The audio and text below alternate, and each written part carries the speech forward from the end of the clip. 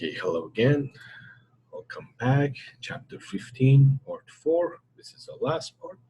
Now, in this last part, I'm just going to tell you an example of efficiency wage. It's about Ford Corporation during the time of Henry Ford. Henry Ford is the father of industrial engineering, the person who invented mass production and linear production line. He introduced modern techniques of production. He built cars on assembly lines. Unskilled workers were taught to perform the simple tasks over and over and over again. The output was a revolutionary vehicle, Model T Ford, a car that was so easy to produce, so efficiently produced, it would actually become everybody's car. So it was a breakthrough. It actually changed the way we manufacture not only vehicles, everything. So this guy was pretty big.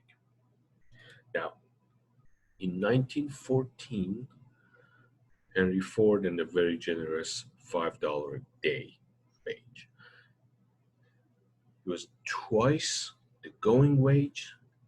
So what happened after was that after Henry Ford introduced this super generous wage for his workers, there was a long line of job seekers. So number of workers who were willing to work in the Ford company was actually higher than the positions that were available, or number of workers Ford company needed.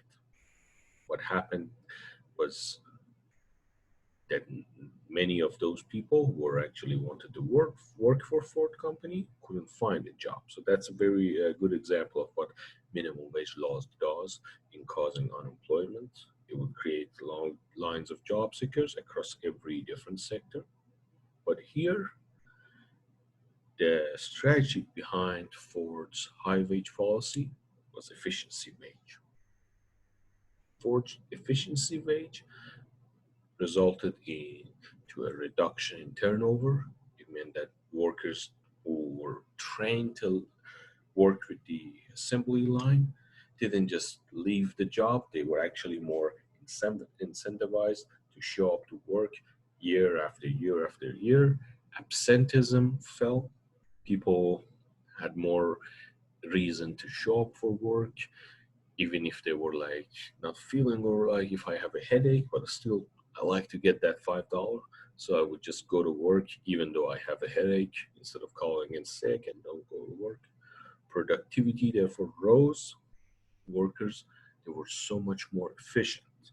Ford's production costs were lower despite higher wages, and it was profitable for the firm. Because of this, Ford company was actually managed to incentivize his workers to work much harder. And even though the costs of wages, the wage costs rose, overall production costs fell because now workers were working much harder in order to keep that excellent job, that $5 job. Because if they weren't working as good, they might have, the company may just hire someone else instead. Ford's efficiency wage, high worker effort, closely linked to Ford's use of assembly line. Assembly line, highly interdependent workers. The reason behind this is that, let's say, have you heard about the term that says, how do you find the strength of a chain? The strength of a chain is found by looking at its weakest link. An assembly line is exactly like a chain. You have links, all attached together. Now, if one of these workers on the assembly line, whose job is to, like, let's say, put this on, put this head on top of this electronic pen and pass it over so that it can be packaged. If I don't do my job really good and fast, then everybody down the line would have to wait until I finish my task so that they get to do their tasks. And by paying this efficiency wage, Ford actually said that I want to help workers be more incentivized to work faster so they would assemble this faster, perform their tasks faster, so the whole line would work faster.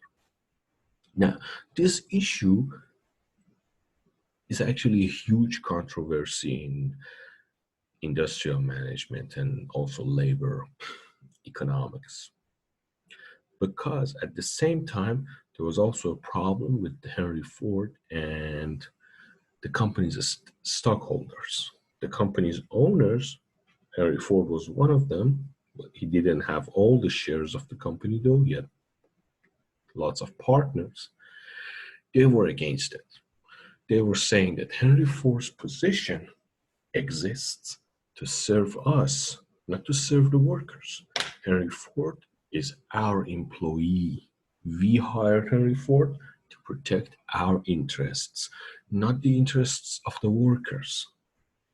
And this caused a huge news, because they took Henry Ford to court. They didn't take Henry Court to Ford. I really need this quarantine to end. They took Henry Ford to court over this disagreement, and this actually it became a huge controversy. People were saying, "Oh, look at all these rich people. They only want their own interest, and Henry Ford is people's heroes." And the media got involved, and some people were saying Henry Ford is a communist, and he's like after communist stuff. All these disagreements over Henry Ford's decision.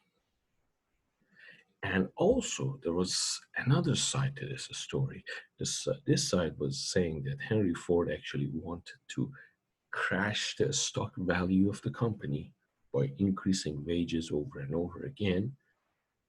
He would actually tell you that, "Oh, I'm paying efficiency wage," while in reality, he wanted to crash the profits of the company so that the profits of the company would go down. Therefore, the stock value of the company would go down so that he can buy shares of the company for himself. This is a super complicated situation. I don't know if this was true. Frankly, I don't think anybody knows if it's true. People are still, I think, fighting over what happened in the Henry Ford's efficiency wage problem.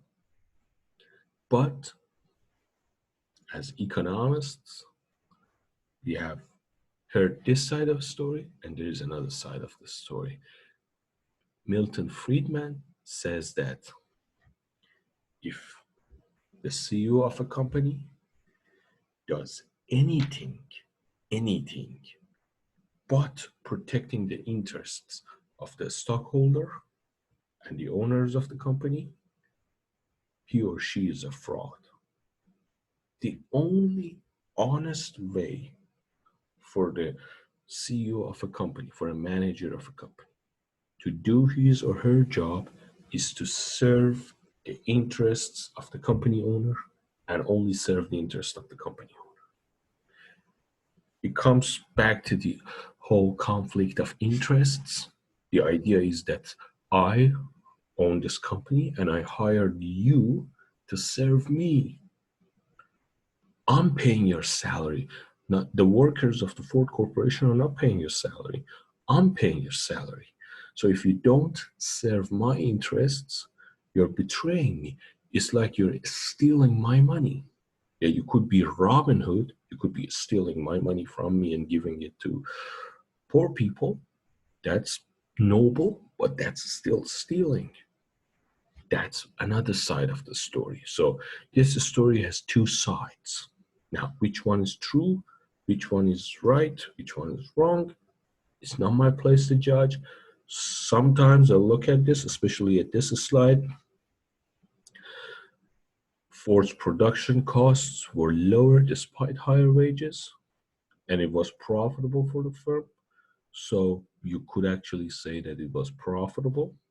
But then you have the court case, the company owners taking Henry Ford to court. So did these guys hate profits? Did the company owners actually hate money? No one knows. So I would leave this to you. That's your decision to make. Whether Henry Ford was a fraud or a hero or a very business-minded genius who did something good and made money from doing something good, that's up to you to understand. Okay, thank you very much, guys. This was one of the most important chapters. I'm very sorry it took so long. No, it's like almost 3 hours of videos. Very sorry for it to be too long, but make sure you get this chapter because you're definitely going to get a few questions about this, only about this on your exam. The big portion of your final exam will be focused on this chapter 15. And it's pretty easy if you just get the basic stuff. I think the slides are enough. Thank you very much, guys.